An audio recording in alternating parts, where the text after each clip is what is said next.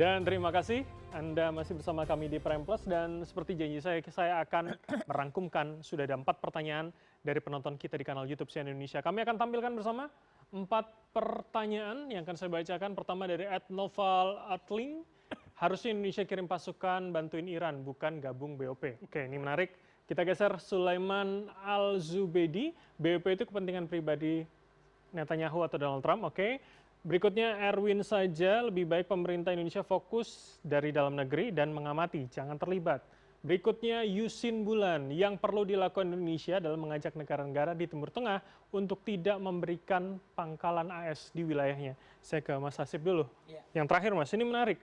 Justru kalau bisakah kita mengajak begitu? Kalau kita baca 4 pertanyaan ini dengan data-data yang disampaikan oleh Emprit tadi itu sesuai. Oke. Jadi memang cerminannya adalah ini gitu. Harusnya Indonesia satu dan lain ini sentimennya ke sana. Walaupun penjelasannya seperti yang saya bilang tadi mungkin ada parsialitas di antara satu dengan yang lain.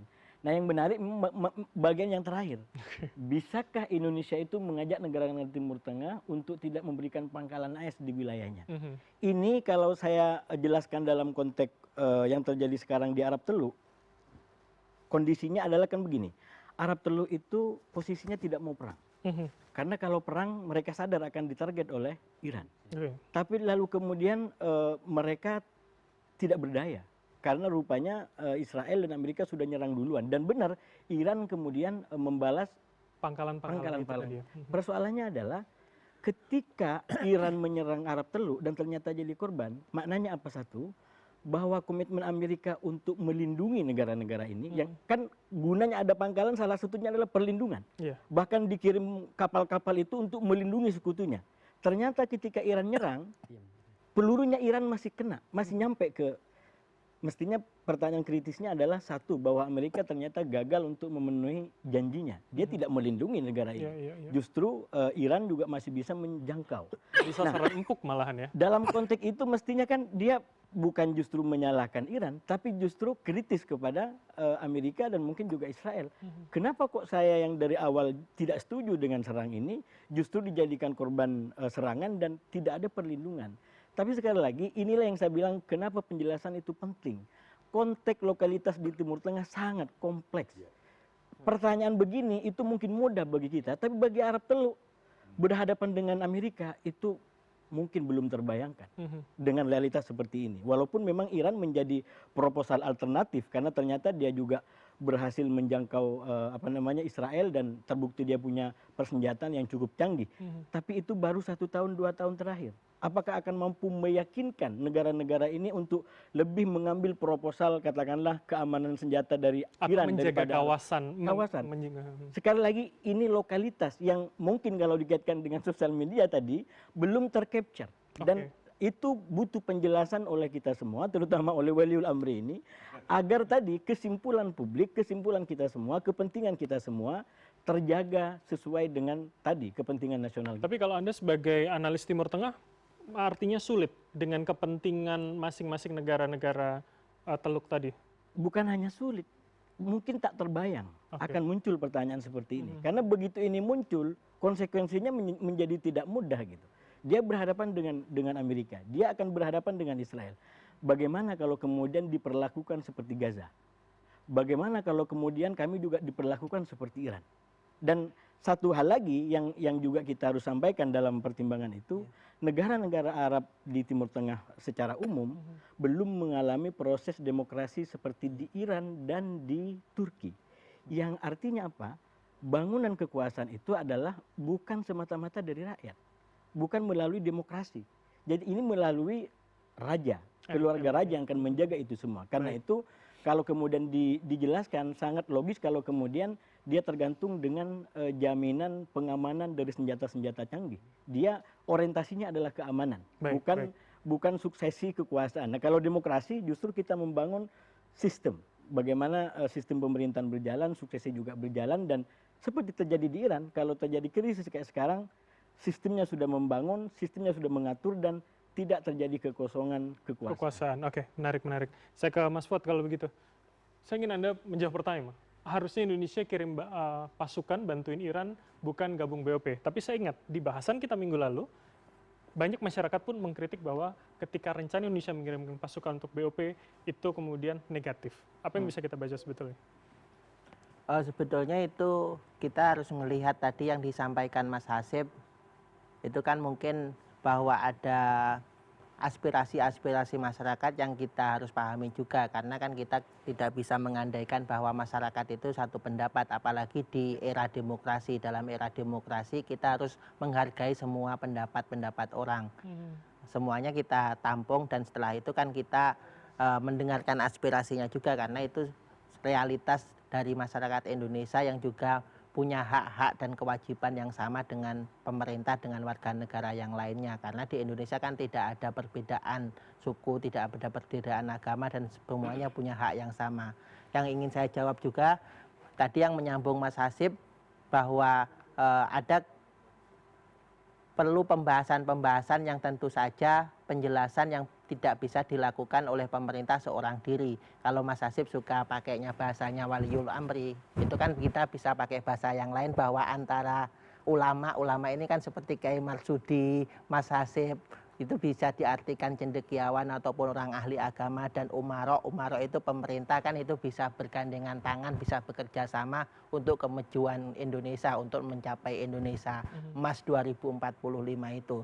Dalam hal ini Indonesia terlibat dalam BOP itu kan sebetulnya kepanjangan tangan dari amanat konstitusi itu sendiri, dan itu kan ada istilah bahwa foreign policy begin from home country, bahwa kebijakan pemerintahan atau kebijakan luar negeri itu kan dimulai dari dalam negeri juga, bahwa Indonesia tentu tidak bisa, pemerintah dalam hal ini tidak melupakan realitas-realitas yang dilakukan. Misalkan kalau kita melihat di BOP itu kan sebetulnya kalau kita memakai kerangka teori gerakan sosial itu kan yang disebut sebagai political atau structural opportunities, kesempatan struktural yang bisa dimaknai dan diisi Indonesia untuk bernegosiasi, berkontribusi, berkoalisi, berkolaborasi dengan negara-negara yang lain. Jadi Indonesia tidak bisa bergerak sendiri. Dan yang ketiga, bahwa Indonesia melakukan hal ini karena Indonesia menyadari bahwa perlindungan warga negara Indonesia di luar negeri itu prioritas utama, dan itu amanat konstitusi. Kalau kita melihat, misalkan tadi disampaikan oleh Pak Dubes bahwa ada 329 WNI yang ada di Iran. Setelah itu ada juga di 258 di kota-kota di luar Teheran itu kan harus kita lindungi. Dan kebetulan kemarin setelah malam saya di sini, Mas Bram, saya besoknya pergi ke kota Kinabalu, itu kan dalam rangka juga memonitor perlindungan warga negara Indonesia di luar negeri yang ada di negara-negara yang lain, dan itu kan mereka punya hak yang sama, dan itu keterlibatan kita tentu dengan niat tulus dan kesempatan untuk berkontribusi dan memperjuangkan Indonesia di tingkat global dengan bekerja sama dengan negara-negara lain. Jadi untuk berkontribusi untuk meredakan perang Israel-Iran tidak perlu kirim pasukan ya? Itu logika yang berbeda kalau kita bandingkan dengan apa yang dilakukan di BOP ya? Maksud saya gini, bahwa Indonesia ikut di BOP itu dengan yang terjadi di Iran itu tidak terkait, itu karena politik ataupun tempat teater yang berbeda, tapi secara geopolitik tentu saja berkait. Karena itu kan itu kan udah realitas politik bahwa antara serangan di Iran itu kan mau tidak mau kan mengurangi legitimasi BOP sendiri, tapi itu kan bukan serta-merta menjadikan Indonesia keluar begitu saja dari BOP, karena kalau Indonesia keluar itu kan kita juga bisa kehilangan posisi, kehilangan kesempatan untuk duduk bersama-sama secara struktural, bisa mendesak yang lain melalui forum-forum dunia global itu. Jadi kalau ada yang menganggap ini kemudian momentum atau exit door kita dari BOP, pemerintah tidak menganggap demikian? Sebetulnya jawabannya bukan tidak menganggap. Kita tentu mendengar aspirasi itu, tapi jawabannya kan tidak bisa kita katakan hari ini, karena ini kan kita masih ada kesempatan-kesempatan yang lain yang tentu saja membutuhkan waktu dan membutuhkan usaha-usaha dan membutuhkan yang disampaikan Mas tadi analisisnya itu kan, ini kan soal sosial media yang kadang-kadang kan ada political framing gitu, maksudnya di framing bahwa karena penjelasan mungkin terpotong, kurang terpisah, terus setelah itu ada konteks yang kurang pas gitu kan menjadikan orang Indonesia, tentu saja kita harus dengar itu, tapi itu kan bukan semata-mata itu antara hitam dan putih, tapi kan kita juga masih berusaha terus dalam hal ini Pak Presiden, karena Pak Presiden kan berkomitmen untuk terus melindungi warga negara Indonesia dan menjalankan amanat konstitusi itu. Oke, baik. Saya ke Kiai Marsudi kalau begitu. Yai, saya minta tanggapan soal ini, Yai. Lebih baik pemerintah Indonesia fokus dari dalam negeri dan mengamati, tapi jangan terlibat. Benarkah demikian atau MUI punya pandangan seperti apa? Ya, bahwa pemerintah Indonesia dalam hal ini adalah diwakili oleh Presiden. Memikirkan dalam negeri itu adalah suatu kewajiban. Dan saya yakin beliau mengikuti ini dalam konteks bagaimana Palestina juga mendapat kemerdekaan, terus mengajak mereka itu stop war, jangan perang. Itu konteksnya juga dalam ngurusi dalam negeri. Oke. Sebab kita bisa membayangkan kok, coba tiba-tiba Maduro diambil begitu saja. Tiba-tiba dulu Saddam Hussein juga diambil begitu saja. Terus kemudian Gaddafi juga demikian. Syria juga demikian. Tapi kita bukan masalahnya takut karena itu. Tapi intinya bagaimana bangsa Indonesia ini terlindungi. Yang lagi dilakukan oleh Presiden kita kan itu. Satu utamanya melindungi bangsa kita sendiri. Nomor duanya, kita membantu Palestina merdeka. Nomor tiganya bagaimana jangan ada peperangan. Karena sesungguhnya asul afdolu minal harbi. Bahwa damai itu lebih baik daripada perang. Karena perintah agamanya wa injanahu lisilmi fajnah laha wa tawakkal 'alallah. Kalau ada di sana celah sedikit pun yang bisa dilakukan untuk perdamaian, lakukanlah. Oke, baik. Celah sedikit pun ada kecondongan untuk bisa bersama-sama melakukan damai, lakukanlah. Dan yang dilakukan pemerintah hari ini menurut Yai? Itu yang lagi Sedang dilakukan. baik. Tapi juga beliau juga lagi mementingkan keamanan, kepentingan negara kita sendiri. Dengan berkaca pada kejadian-kejadian yang sudah terjadi. Oke, baik. Itu menjadi contoh untuk kita juga mengambil sikap begitu ya. Iya. Baik. Saya akan dalami lagi, tapi usai jeda berikut ini. Untuk itu tetaplah bersama kami di Prime Plus.